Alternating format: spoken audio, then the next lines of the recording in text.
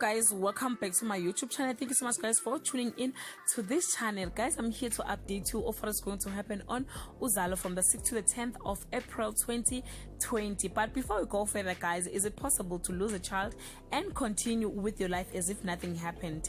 Nomcebo don't know Fikiles were about and she never even tried to search him. How possible is that guys? But okay, let's get back to the teasers. On Monday, things don't go according to plan for Mangobo.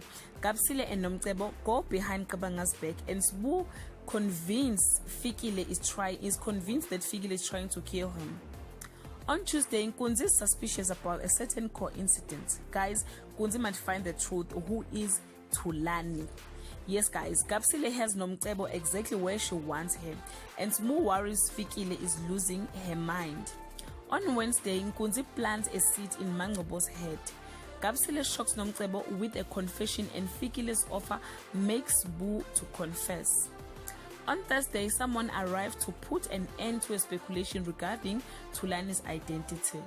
Gabsile hears good news regarding her plan and Sbu suffers the consequences of his deception.